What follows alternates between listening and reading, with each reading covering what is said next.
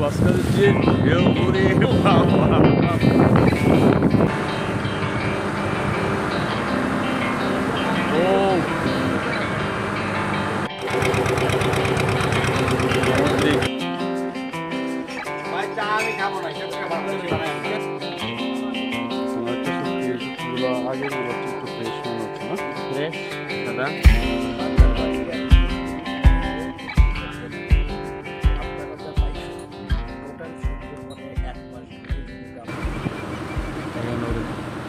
তাকায় দেখে আমাদেরকে, এটা বাচ্চা।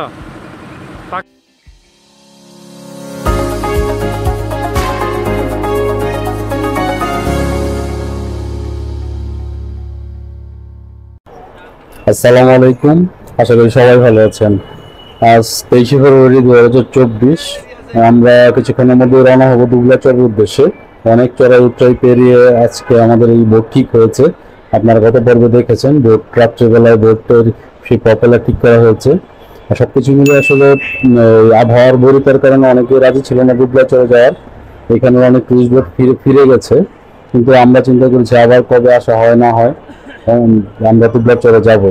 যদি এখানে অনেক স্মৃতি আমরা রেখে যাচ্ছি এই প্রত্যেক দ্বীপে। চলুন যাওয়া যাক দুবলাচরের উদ্দেশ্যে।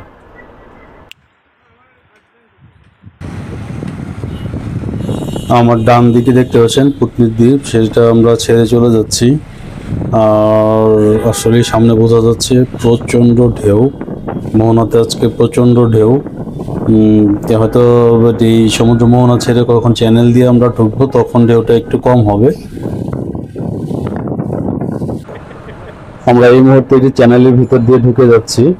এদিক দিয়ে যাবো আমরা দুবলাচর, মাঝখানে আমাদের হিরন পয়েন্ট পড়বে, সেই দিক দিয়ে আমরা যাবো।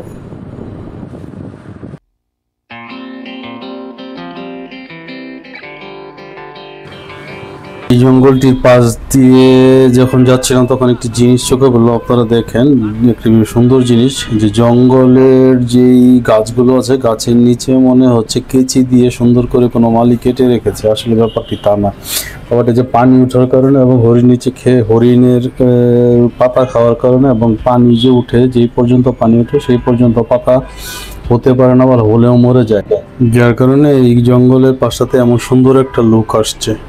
আসলে দেখতে অনেক সুন্দর লাগে।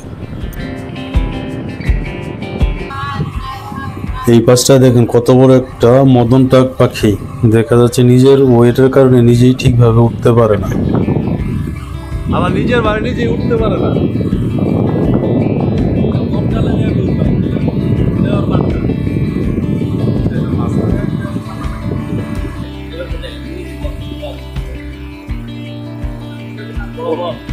ওই হরিণের ভিতরে দেখছ দুইটা হরিণ, অনেকগুলা।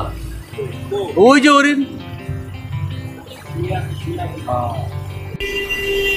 আমরা আস্তে আস্তে হিরন পয়েন্টের কাছাকাছি চলে এসেছি। আমরা হিরন পয়েন্টে ওয়েট করবো না, দাঁড়াবো না, কিছুই করবো না, আমরা সরাসরি সাগর ওইটা দুবলাচরে চলে যাব।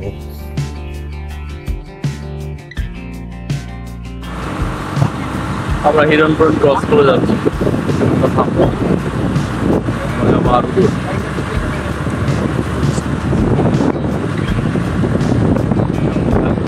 এই সামনে সাগর না, এটা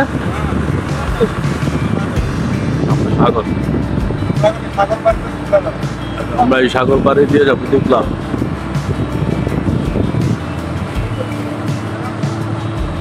এই জন্য আমরা হিরন পয়েন্টটা সময় নষ্ট করবো না।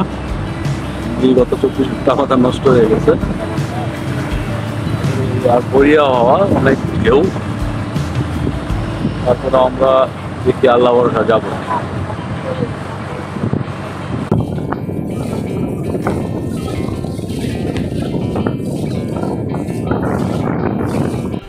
আমাদের নৌকা ছাড়া এখানে অনেক পর্যটকের নৌকা আছে। এরা মংলা থেকে এসছে, হিরন পয়েন্ট থেকে এসেছে। হিরন পয়েন্টে রাত্রি যাপন করে সকালে আবার অনেকেই দুবলাচরের দিকে যায়। আমরা যেহেতু যশোর থেকে এসছি আমাদের সময় বেশি লেগেছে। বিশেষ করে হচ্ছে মংলা সমুদ্র বন্দর থেকে এই যে দুবলাচর, এটা 120 কিলোমিটার সুন্দরবনের দক্ষিণে সমুদ্রের কোল ঘেঁষে কুঙ্গা এবং মরাপসীয় নদী যে আছে এর মাঝখানে জেগে উঠেছে এই চরটি। এই দুবলাচরের টোটাল আয়তন হচ্ছে আপনার 81 বর্গ কিলোমিটার। এটা কচ্ছপ না?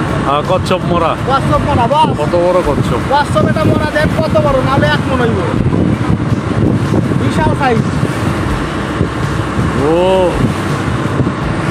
আপনারা কতটুকু বুঝতে পারছেন ক্যামেরাতে সেটা জানি না, তবে আমরা এখানে অনুভব করছি যে আসলে ঢেউয়ের পরিমাণটা কতটুকু।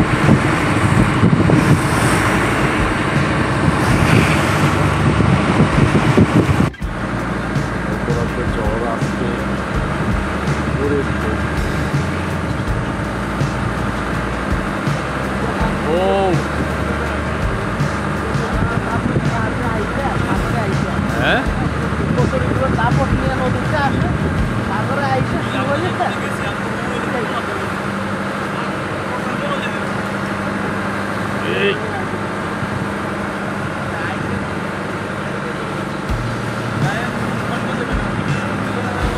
কেয়ারফুল,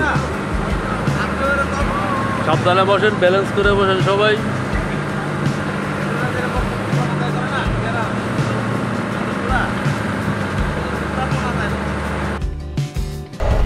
দেখেন ঢেউয়ে আমাদের নৌকার অবস্থা, বোটের অবস্থা।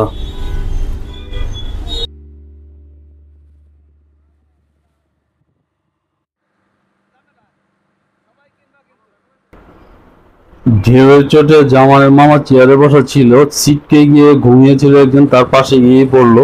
সিনটা দেখাতে পারলাম না, বাট গল্পটা পরে বলবো।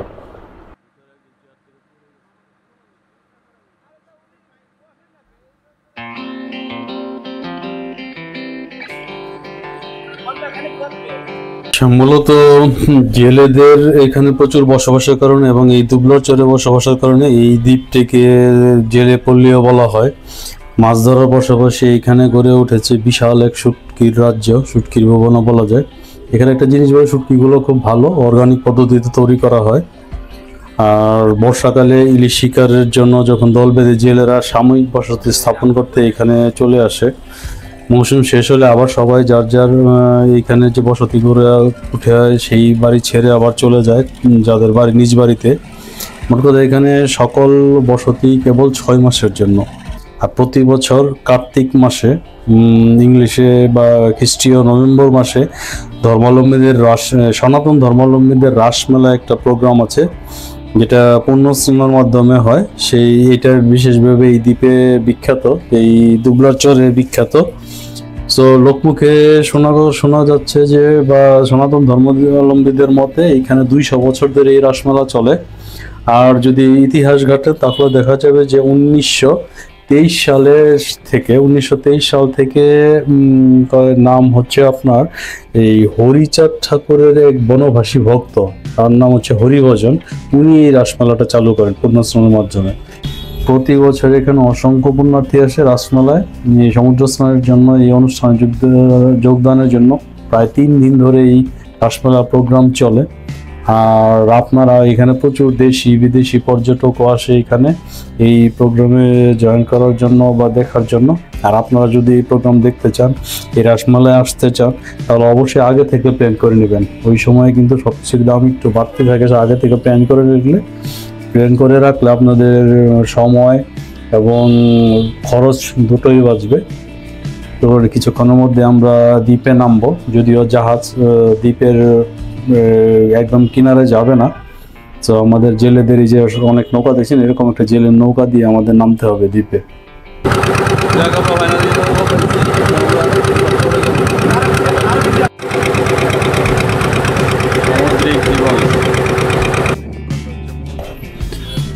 অবশেষে আমরা সব চড়াই উচ্চাই পার হয়ে সেই কাঙ্ক্ষিত দুবলার চরে নামলাম আমরা। এখন এগিয়ে যাচ্ছি আমরা একটা হোটেলের দিকে, যেখানে মহসিনুল হাকিম ভাই আসলে নাকি চা খায়। জাহাঙ্গীর ভাইয়ের সাথে আসছি এই হোটেলটাতে, এখানে আমরা এখন চা খাবো, তারপর ঘুরে ঘুরে দেখবো পুরো দ্বীপটাকে।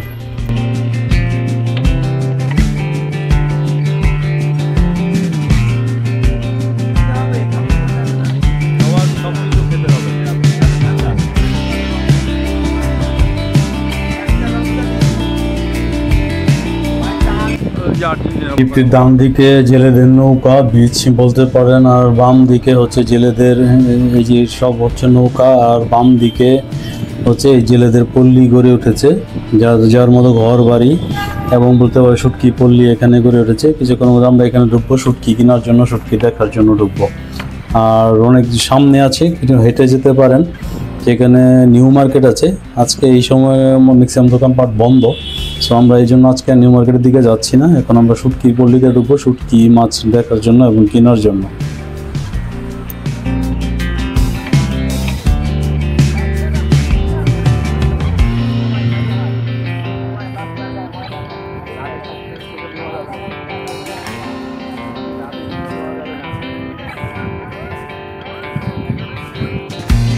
তোমার কাছে আছে না টাইগার শুটকি? জায়গা কোনটা? ও যে টাইগার চিংড়ি যেটা না, দেখি ভাই একটু। এটার দাম বেশি, এটার দাম কম কেন? কত এটা কেজি? 150 টাকা। 150 টাকা। এটা খাইতে ভালো কোনটা? মজা লাগবে কোনটা খাইতে? এটা আছে, ওইটা মনে হয় চায়না। লোটটা আমার লাগবে একটু, লোটটা। এটা আছে, এটা মনে করেন 800 টাকা করে কেজি। ওটা কেজি 80। ওটা হরিণা, এটা চালি চালি চালি চালি। আর হরিণা আছে এটা, নিচেরটা হরিণা। ওটা কত? এটা কত কত বলতে পারবো না সেটা। ওটা 200 টাকা হবে। আর এদিকে আছে নাই নাই লোট। এই যে ছুরি শুটকি আপনার বিক্রি হয়ে গেছে না? কোনটা কোনটা ছুরি? এটা এর দাম কি খুব বেশি? আর একটা শুটকি ঘরে আসছে, লোটটা নাই।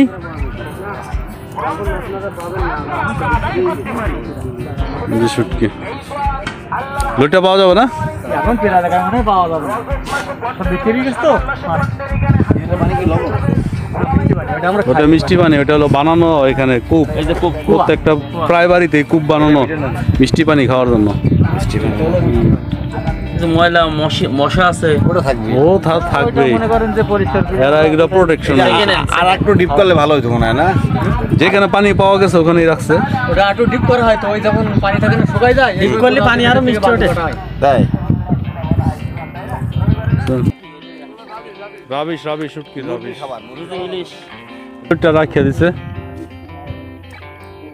ভাজ করে রাখছে তো শাকের মতো।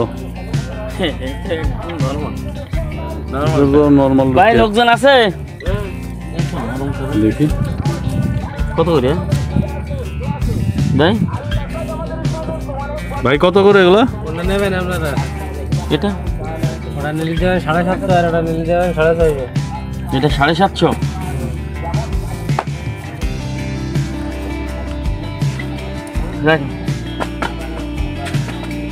এটা পাইকারি রেট না?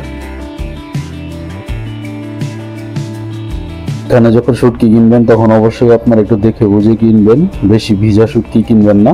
প্রচুর শুটকি পাবেন, যেখানে দেখবেন সবগুলোই ভালো লাগবে। তারপর একটু দেখে শুনে হাত দিয়ে দেখে শুকনো শুটকিগুলো কিনবেন।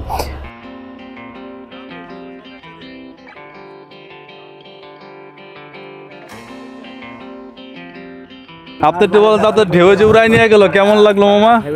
হেভি লাগছে না? সাই করে উড়ে যায়, ধম করে যায়, উপরে ফালাই দিল। হেভি লাগছে বলো মামা।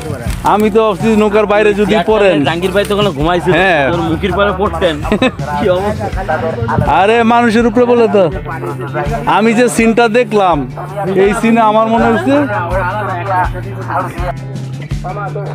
একটা শুটকি। এই শুটকিগুলো আগের গুলো হচ্ছে একটু ফ্রেশ মনে হচ্ছে না? একটু ফ্রেশ, সাদা, একটু সাইজও বড় আছে। এটারও সাইজ আছে। মালিক নেই তো। কত করে মামা?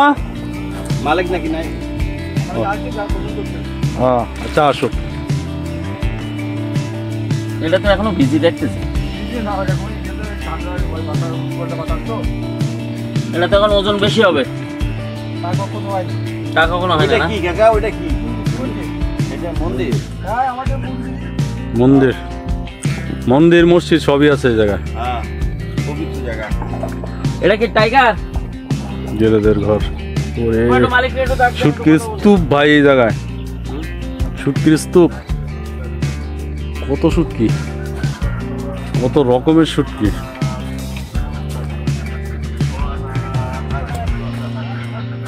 দেখেন শুটকি। শুটকির স্তূপ, গুড়া চিংড়ি। এই এই বড় ছুরি আছে এই জায়গায়।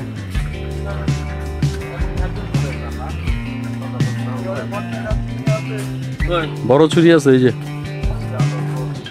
বড় ছুরি, ছুরি মাছ খাই আমি, ছুরি মাছ খাবো ছুরি নেই। ছুরি কখনো খাই না। এটা কি? এটা পুঁটি মাছের মতো।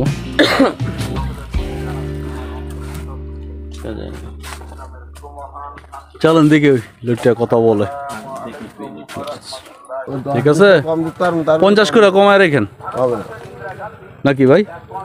দুটো বান্দা আছে, হ্যাঁ হুম, 2 কেজি নেন না 2 কেজি এত শুটকি পরে একটা সময় আর ভালো লাগে না।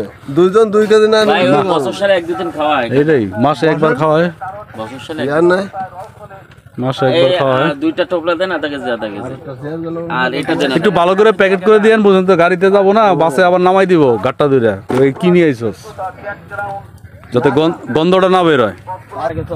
এইখানে যে ঢাকা শুটকি কম, কিন্তু ঢাকা শুটকি গুলোতে লবণ দেওয়া থাকে, এগুলো তো একদম লবণ দেওয়া থাকে না, ফ্রেশ।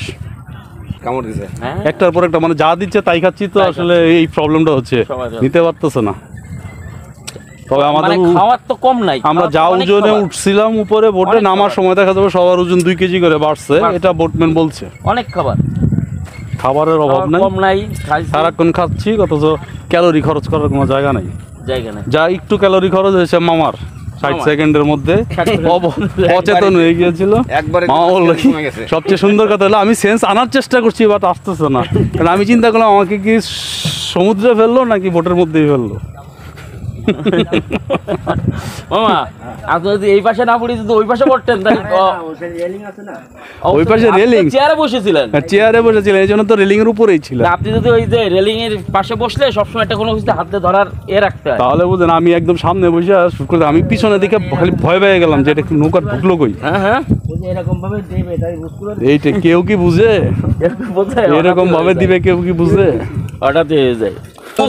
খারাপ বলে মান্দারবাড়িয়া থেকে শুরু করে পুতনি পর্যন্ত আপনারা যা পাইছেন, টোটাল সুন্দরবনে 1 মাস ঘুরে যদি তা পান, আমি জীবনে জানি ভাই, আমি বলি বুঝতেছি যে আমাদের ওইখানে থাকাটা কি আমরা পেয়েছি, মানে জোয়ার ভাটা কি জিনিস এটা চোখে দেখলাম। যদি আপনি এখানে আসতেন, এই কথা হইলো হ্যাঁ ফোন দেন, ওই যে অসীমদার যেখানে কোনো ফোন দিছিল ভাই না কে জানো, হ্যাঁ অসীমদার রাতে কোনোদিন কেউ থাকে না। সেটা হচ্ছে মাইক্রো 12 কালির একটা মাইক ইয়ে করে তো বলছে আমরা দেখি। হ্যাঁ হ্যাঁ, দেখো কিরকম না, এখান থেকে অনেক কম হবে বস।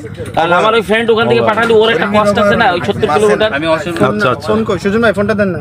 আমি আপনাকে বলছিলাম না কালি আমার এখন 60% চার্জ আছে, চার্জ দিতে হবে এখন যেভাবে আমি বললাম না যে কালি যে চর চার্জ হয়ে যাবে, দিতেই হবে।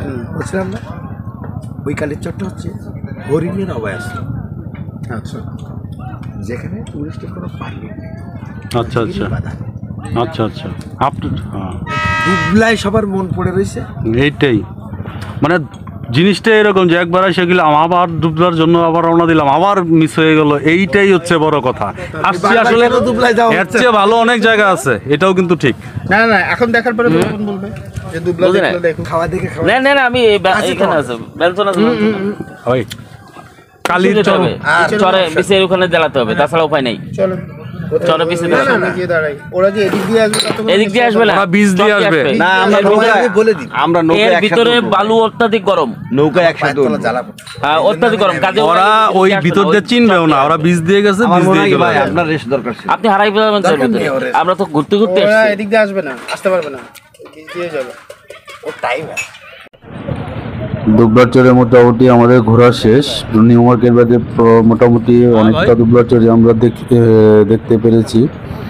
আর এখন আসলে আমরা যাব, আমাদের ওই মাঝখানে বোটটা নোংর করা আছে, তো এখন আমরা ফিরবো, ফিরে বোটে উঠে আমরা দুপুরের খাবার খেয়ে নিব, খেয়ে তারপর আমরা অন্য রুটে দেখি বন্যপ্রাণী দেখতে দেখতে ফিরবো আর কি।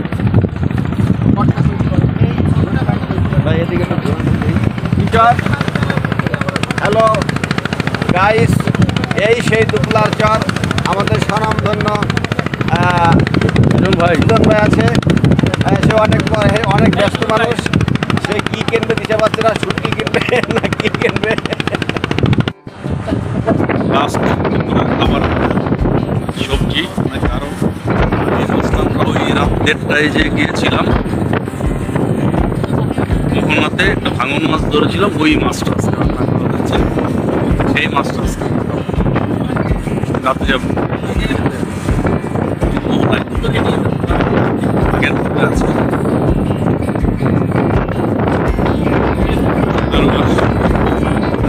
পথে আছি, সাগর থেকে চ্যানেলের ভিতরে ঢুকবো, দেখি এতে এই জঙ্গলের খেয়ালগুলো এখানে হরিণ আছে, দেখি তীর চিহ্ন দেখাতে পারি কিনা। হরিণ এবার দেখাবো আপনাদের।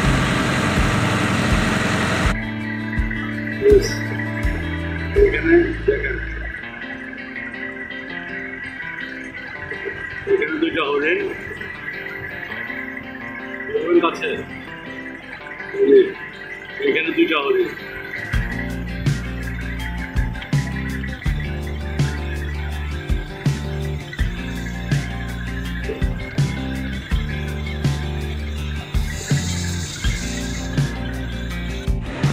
এই দেখেন হরিণ একটা,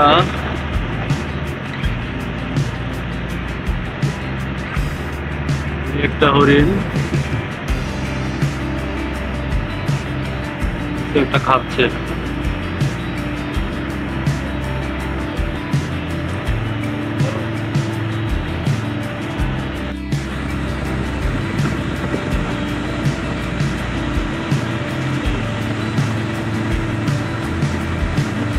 কত বড় বড় বক।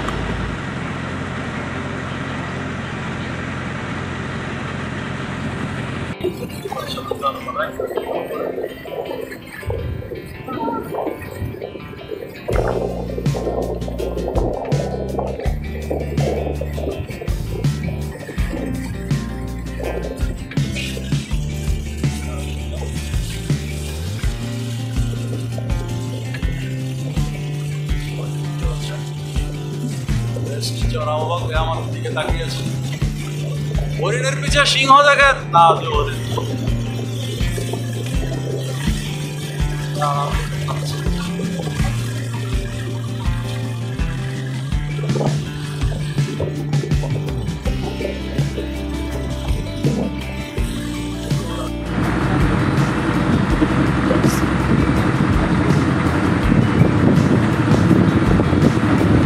মাথাটা বাঘ কিছু নাই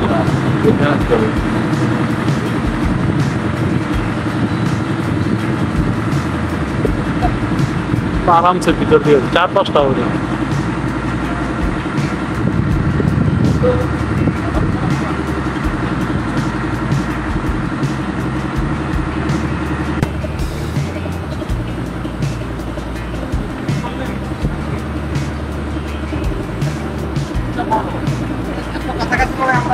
আর দেখে নেই। এটা সবচেয়ে কাছাকাছি।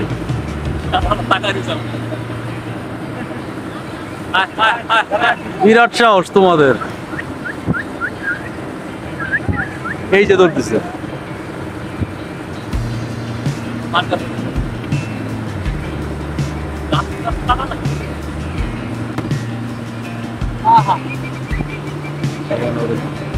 তাকায় দেখে আমাদেরকে, এটা বাচ্চা তাকায় দেখে আমরা কি করি।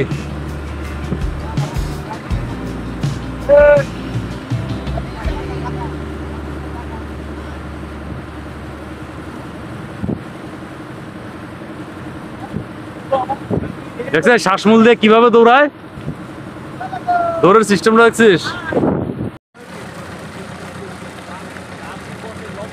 আস্তে আস্তে সূর্য ডুবার সময় হয়ে যাচ্ছে, আর আমরাও আস্তে আস্তে ফিরে যাচ্ছি আমাদের যেখান থেকে যাত্রা শুরু করেছিলাম সেইখানে। তো একটু পরে সূর্য ডুববে। তো আজকেও এই অন্ধকারের এই সুন্দরবনের এই চ্যানেলগুলোর ভেতর দিয়ে আমাদের যেতে হবে। যতক্ষণ আলো থাকবে ততক্ষণ আমরা থাকবো, ক্যামেরা নিয়ে থাকবো। আলো না থাকলে তো আর আমরা আপনাদের কিছু দেখাতে পারবো না। দেখি কতক্ষণ। তো সূর্যাস্তটা অনেক সুন্দর দেখা যাবে, বোঝাই যাচ্ছে। সামনের পরিবেশটা আরো অনেক সুন্দর, চলেন দেখতে থাকি।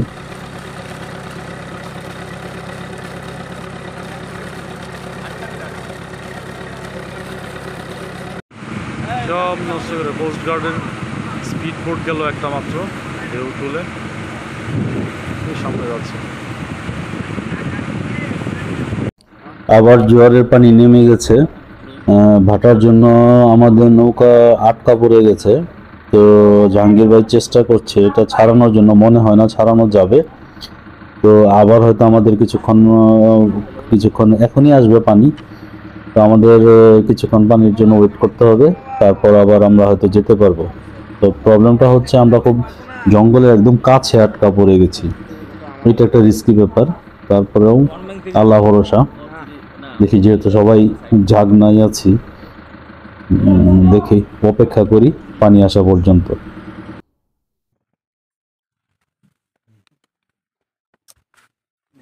দেখেন আমরা পানিতে আটকা পড়ে, জঙ্গলের একদম কাছেই আটকা পড়ে আছি, পানির জন্য অপেক্ষা করছি। এইবার সত্যি হলো যেখানে বাঘের বই সেখানেই সন্ধ্যা হয়।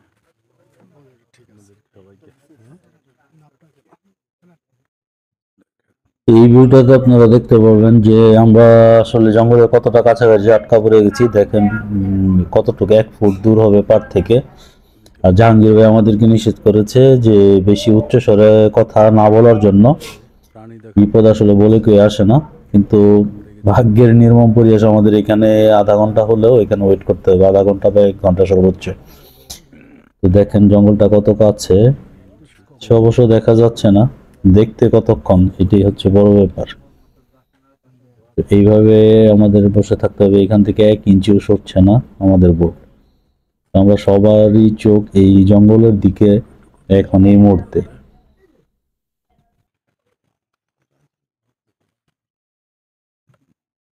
এখানে অনেকগুলো হরিণ ছিল। পানি বাড়ার সাথে সাথে আমরা আবার রওনা দিলাম।